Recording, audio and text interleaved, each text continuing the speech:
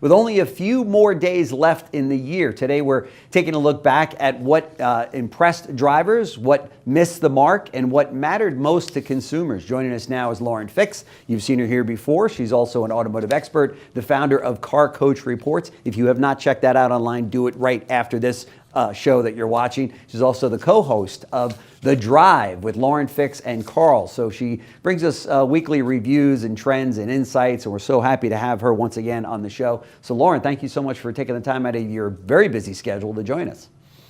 Well, thanks, Jim. Yeah, there's a lot going on. The industry is, and I say this all the time, for the longest time it was just, okay, it's car news. But now it's just merged with politics and lifestyle. Sure. And like, the auto industry has become such an important thing, which is really good for the business. It's good for consumers. It's good for everybody. That's right. So you reviewed a lot of vehicles this year. Which ones truly stood out and why? You know, it's funny. I actually had to ask Grok how many cars I reviewed because I don't keep track. I should keep a spreadsheet. And it was well over 100 vehicles. And I was thinking, oh, gosh, I have 6 more to do before the year is out. Yeah. Yeah, but that's okay. Those all live on Car Smarts, which is part of the Car Coach Reports family. Okay. So the thing I think that makes the most is a lot of cars have gotten kind of boring. They've all kind of looked like potatoes. They look like jelly beans. But there are some brands, who have really elevated. One of them is Genesis, which I know not everybody likes and some people don't like. I love it. I love that brand. I love it. Every time I see that car at a stoplight or in the road, I'm like, it's incredible. It's just the design. I love the car. It looks like a Bentley. Yeah, it looks like a Bentley. They did such a great job, but it's their designers, it's their engineers. Yeah. I mean, they've got Luke von der Dunk. They literally grabbed a lot of German flavor to the car. So you got the 2-stripe headlights, the stripes along the side on the higher trim levels, the 2 stripes across the back. The interiors are spectacular. I don't know if I'd own a white interior. I have grandchildren, but you know what I mean? But the interior is spectacular. Yeah. They have a long warranty, and they are really giving the Germans a run for their money, which sadly, coming to the German cars, they all start to look the same. They do. They do. I was just in Florida, and you look at the back of a car and you're like, is that a BMW?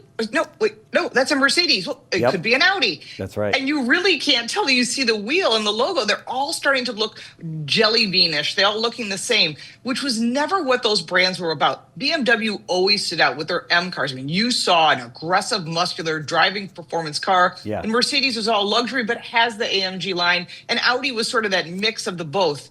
I don't see that anymore. They're all starting to look the same, and then they wonder why their sales are down. It's like, because it's not on the dealers. This is all on the manufacturers who are trying to make everything look similar. Right. They're resting on their laurels a little bit. But then they probably, maybe they would point to Tesla and go, well, Tesla hasn't changed in 20 years.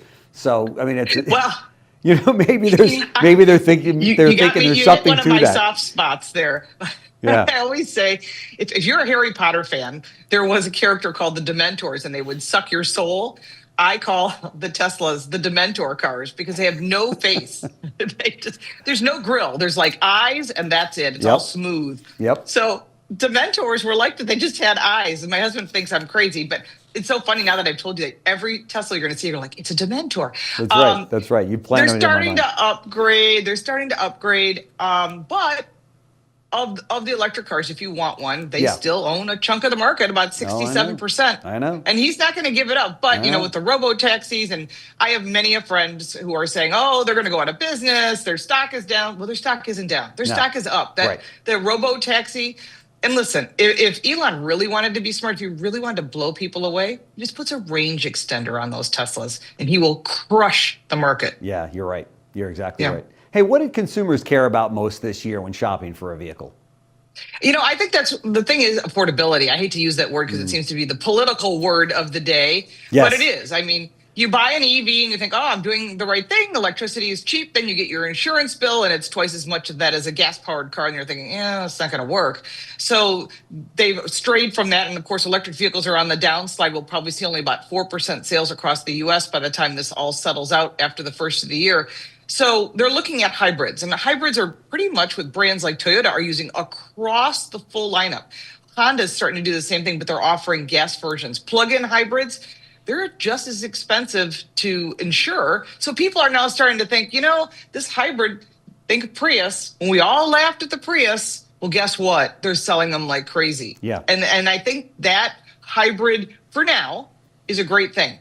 I think we're going to see down the road, and consumers don't see this yet, is if you bought a hybrid car, that's great until it's outside the warranty. Yeah. And then the bill comes. And as an ASE certified technician, I'm also an SAE engineer. I have friends that are master techs who will all tell you. Wow. I like the challenge. I love the challenge. My background's actually engineering. What's interesting is the repair costs. And you're like, well, wait a minute. It should be the same as a gas car. No, you have a gas engine and you got an electric component, and the combination of the two and the bill is higher. So I think down the road, gas cars might be making a big comeback. We're starting to see that in Europe as well. That's one of the big trends that just happened, is that Europe said they're going to back off from their mandate because car manufacturers can't survive, and that includes the biggest one, Volkswagen. Yeah, yeah. And of course, you got the Chinese that are just flooding the entire globe with their products, and it's really putting the hurt on a lot of manufacturers. I mean, serious. Absolutely. You know? Well, there's a 100% tariff on Chinese cars going into Canada, so that's not going to happen. I don't even think that Carney, their current leader, would allow that because it would destroy the jobs. But you know, mostly jobs on the border. Michael Dunn, who's like an expert in all things Chinese. I mean, he headed up, I think, GM and Ford in China at two different times, obviously. But just an incredibly intelligent guy on this particular issue and others. But he said, you know, we're on an island in North America, and everywhere else in the world, the Chinese have infiltrated with their automobiles, including Mexico. Yeah, they're actually in Mexico. They're building BYD plants. Lai is there, Chery, everybody, and that's a problem. So the thing is, they're there for jobs. So Mexico isn't building cars. They're just jobs. They don't care. They're keeping their people happy. Sure. South America is completely flooded with Chinese cars, where Ford and Toyota used to be huge sellers down there. They're not. I know. The only way to balance this out is to take away the myth, and it is a myth, that electric vehicles are the best choice. And right now what China's doing is they're saying, don't worry about it. Our government is subsidizing these cars. So when you're looking at other countries, if you have a car, you're selling an American-made, a German-made, fill in the blank, a Spanish car, and you're selling it at $80,000, and I come in as a Chinese car brand at $40,000. That's right. Consumers go, well, wait a minute. Yeah, that's right. With, by the way, incredible styling, unbelievable technology in the car, reliability. I mean, they. Well, we don't know about reliability for the long haul. For the short term, so far. Well, it's like, is it a brown paper bag? Is it something you use a few times and then it's like, after 3 years, these things need to get destroyed? So are we causing an environmental issue down the road? Good point. For those that are you going to have them stacked up in salvage yards, which happens with Chinese car manufacturers? There was over 200 of them, and they were getting government subsidies. If they can't sell, they just literally park them in a parking lot in a field and they leave them. Yeah. And you can go on Google Maps and see they're all over the place. Jeez. They just park them. And they still have plastic on the seats. These cars have never been delivered. The company just went out of business, much like Fisker did here. So what happens then? So unfortunately, there is a hazardous waste component to that, whether they be electric, gas, or otherwise. And then you got companies like VinFast, which has been trying very hard. They've got a lot of Chinese money going into that, as well as Vietnamese government money. They were going to build a plant in Raleigh-Durham. That's out the door. They just shut down 6 of their dealerships, and I feel bad for the dealers that have invested because obviously they were looking to do this. But the electric vehicles aren't coming back. The undoing of the auto pen signatures, everything that Bernie Moreno, Lee Zeldin, Sean Duffy, and President Trump have done have reversed all that, and it's not coming back. Right. So I know some people have said, oh, they're going to come. No, there's a Congressional Review Act. There's no way it's coming back easily. And as long as consumers aren't buying them, they're not coming here. So what we need is the rest of the world to start waking up, and they always are behind the U.S. U.S. always sets the pace. You're going to see more Germans looking away from electric and looking back to diesel. I'm a huge diesel fan personally. I own a diesel SUV and I'm not getting rid of it. But, well, you know what? I can go 300,000 miles on this vehicle. It's a 2016. It's got 50,000 on it because I drive too many cars. And I can go 800 miles on a tank. Wow. So why in the world would I want to get rid of that for an electric car where I have to stop more? I mean, the only time I have to stop I have a diesel Cayenne, but I stop more to go to the bathroom than I do to fill up or to get something to eat. I mean, so that's what consumers want. They want to go where they want. Right. And I was just talking to a friend of mine the other day, really put it perfectly. She said, why? I had a Nissan Leaf here and it's beautiful. It's redone. I have a review on your website. I think what she didn't realize is that there's such a limitation because in Buffalo, where I am, the temperatures are so cold that literally it was 0 degrees outside with a wind chill of -2. So when I filled it up, I charged it, had a full charge off a Tesla charger. I parked it in the garage. And in the morning, and I have a heated garage, it was down to 80%. And she said, why would I want this? How do I know when I have to stop? I said, you have to plot it. And when the guy picked it up, he said the same thing. He goes, it's going to take me literally, they brought me a Dodge Charger to review this week. And instead they took the Leaf back. And I said, how long is it going to take you? And he said, twice as long. And I said, seriously? He said, because they're a nightmare to own when you have to drive a long distance. And consumers don't want that. They don't want to be waiting. Do you really think, I mean, I'm sure I'm painting with a broad brush here, but at the end of the day, do you really think that matters to the average consumer, that the car dealership that they're doing business with gives back to the community in the way of Little League or in the way of, jerseys or maybe a stadium that they've built? And because consumers, it seems to me, are so focused on what's the price, what's the best deal, where am I going to go? Because let's face it, you got Walmart and you got Amazon that just did away with Main Street. It was just like, nope, don't need it anymore. Buried them. Because people are just so attracted and maybe out of the need with affordability now that they're like, look,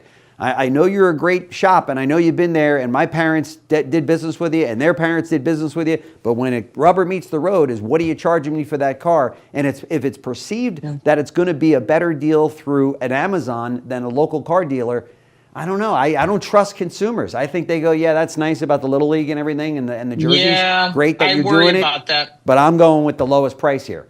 Otherwise, they feel like they're paying for the jerseys and they're paying for the new arena or the new, stadium or what have you. And I don't know. It's true. I mean, the Nissan Stadium in Tennessee, in Nashville. Here's how I think. If you hired me and you said, Lauren, you're now the new leader in charge of Amazon, this is what I would do. I would supply the financing. They're big enough to be their own bank. Yeah. Work a deal with one of the banks, absorb that bank. And I would also have my own insurance, maybe absorb a Geico or a Progressive and say, we now own you. Sure. And now when you buy your car, you can do your financing and your insurance right here online. When you hit send, just like when you buy a TV. Oh, did you want that extended service plan? Oh, we can finance it and make payments. Same kind of thing. I know. And so now, huge. But here, the big picture is once they absorb that, you're thinking, well, what happens to all these dealers? These are jobs locally. That's where it really makes a difference. Well, they'll do collision, they'll do service. Yeah. They'll sell parts. Sure. Sure. But this is a huge problem because how big these dealer groups are and how many people they employ, hundreds and hundreds and hundreds of them. I know. mean, look at a CarMax or an AutoNation. Yeah. Those are huge. Then you've got the smaller dealer groups, even it could bury a small dealer group. But then think about this. If I were Amazon, I would buy a BMW, a Ford, and a GM license in the state of California who would be dumb enough to sell it to them.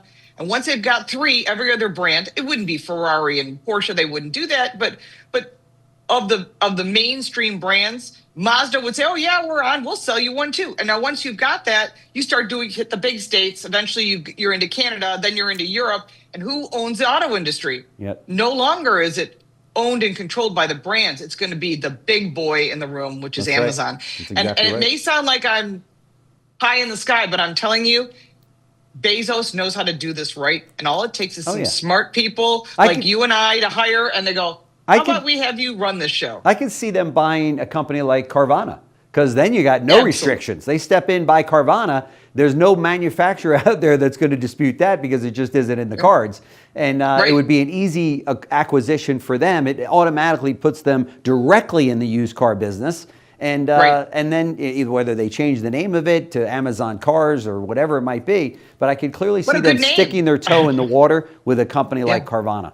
And again, folks, don't send me letters, but on or emails on this, but you have to keep your eyes open because if you're investing in a dealership or you're investing in a car, what if you got a problem? What if you want to have choices? You may not have those choices. Where are those deliveries? That's right. Listen, they got warehouses all over the country. Yeah. All over the world. I know. If Amazon says, yeah, we've got your Ford Explorer, it's just sitting in the warehouse up the street. We'll have one of our guys drive it over and you sign the paperwork and we're out. Just like you would if you bought a television, you That's bought a right. new computer. I mean, hey, Apple's been doing it for years. It can be done. Of course. I think losing that personal connection for a business is the same thing when Main Street got absorbed by Walmart, because I want to go to a local diner and eat and talk to my friends. I don't want to go to a chain restaurant that's got the same food everywhere, that's been reheated. That's right. You know it.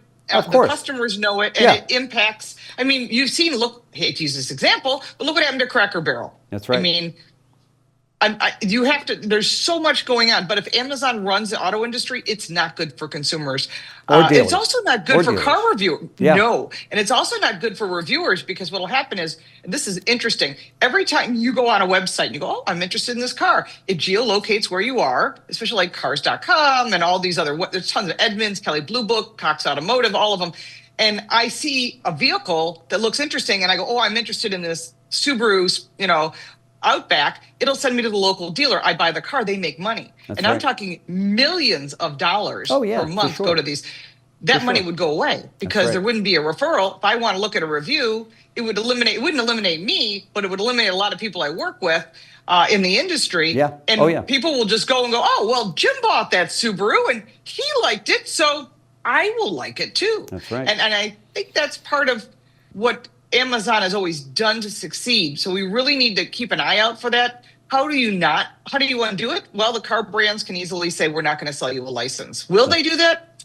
I don't know. They're all in very negative positions right now, and they're all very greedy right now, because they really got stuck, a nice word, you can think of my other words, with this EV mandate, which is now out the door thanks to President Trump and all of the undoing of all of this absurdness, forcing you to buy something you don't want. That's right. So what happens if you're in a negative position? You're like, I got to make some money. I got to keep my company alive. I mean, Ford just lost $1.9 billion reversing their EV plant and making it a hybrid plant, which makes sense. They're going to do hybrids across the way. Ford could be smart and lower their prices by as little as 4% across the board, and their sales will increase. 4% is enough to make a customer walk in the door and go, the price is lower. And they need to do that. All brands 100%. Are going to have to do that. 100%. And they got to start bringing in entry-level trim levels for consumers who can't afford $25,000, $30,000 cars. There used to be cars under $20,000. Those are out the door.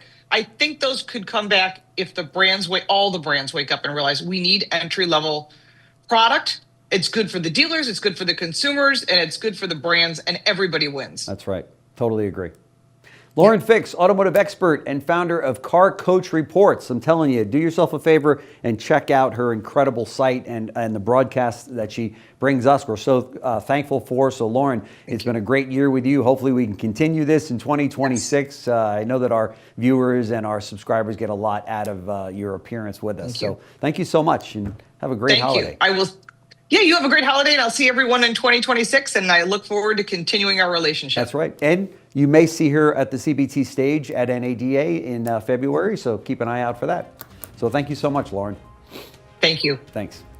If you like this video, give it a like and subscribe for more videos like this, and check out our car review channel, Car Smarts. You can support me by buying me a cup of coffee, and if you want even more content, check out the links in the description. I'm Lauren Fix. Thank you so much for watching.